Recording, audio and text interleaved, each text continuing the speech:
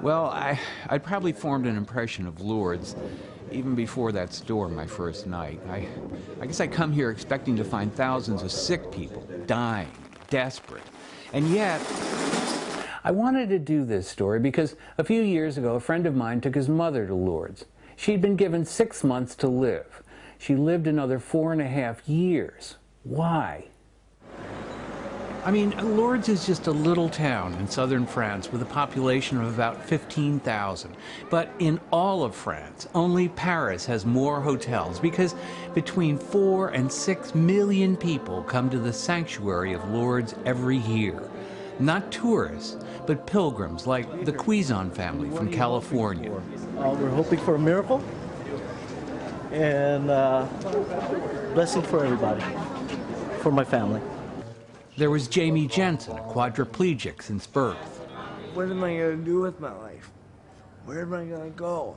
Pete Ulrich had lung cancer. Because I think I have like a couple more years to live, and I'd like to extend that a little longer till my daughter gets out of college.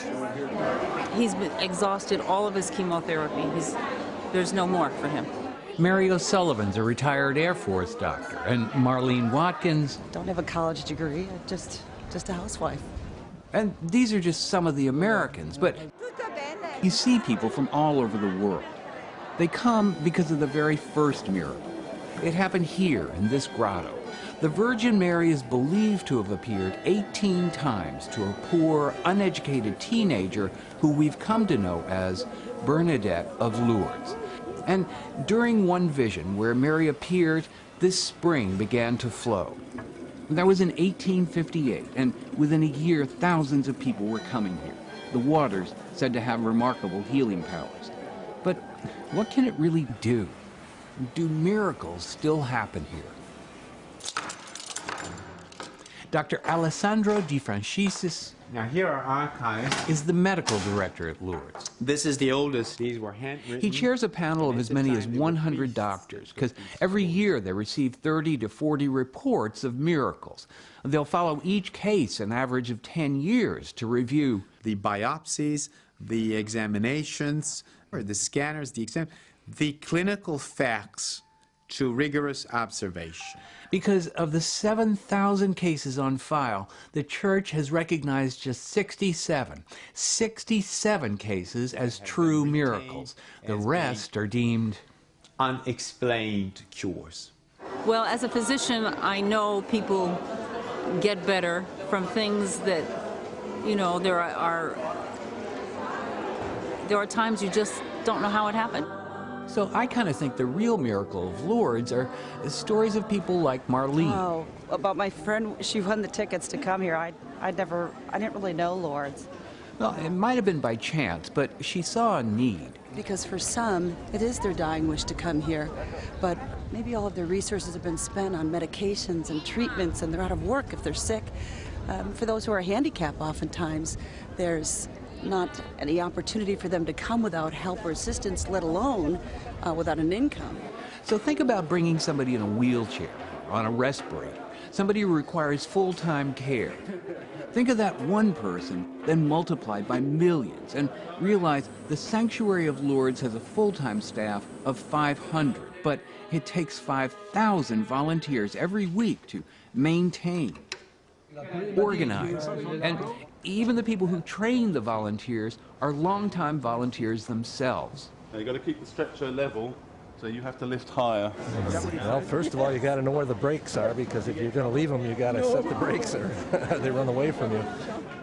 Vern Pottinger's a high school math teacher. Well, this is my second time here. I did some other things at home, like going to the Katrina hurricane recovery and floods in Cedar Rapids, Iowa, and different things like that. What brought me to Lourdes? Dan Rivetto's a Washington lobbyist. This is his second time. Love. Yeah? Love. Bridget Klatt came from Wisconsin. And I thought I wasn't going to have enough to come on the trip, so I was going to sell one of my cows that I have at home. Right. She was willing to sell her cow to wash dishes because Bridget and Vern and Dan paid their own way to volunteer with the organization that Marlene founded, the North American Lourdes Volunteers. It was after her pilgrimage 10 years ago that Marlene dedicated herself to bringing not only sorely needed volunteers, but pilgrims who might otherwise not be able to come. 15 times a year, the organization brings as many as 160 people.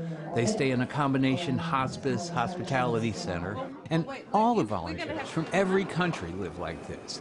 The volunteers come to give a week, or in some cases, a lifetime, like Harry Donnelly. Started coming when I was at school. I just kept coming every year after it. I loved it. It was my first time out of Scotland. How many? 33 years. Every year I go home after every trip here. There's always one memory of somebody. It's a little touch, a smile. Just can't explain it. I believe the miracles that are really profound that happen don't ever go to the medical bureau. The people who are suffering from severe depression or mental illness, people with addiction, those never go to the medical bureau because you can't x-ray that.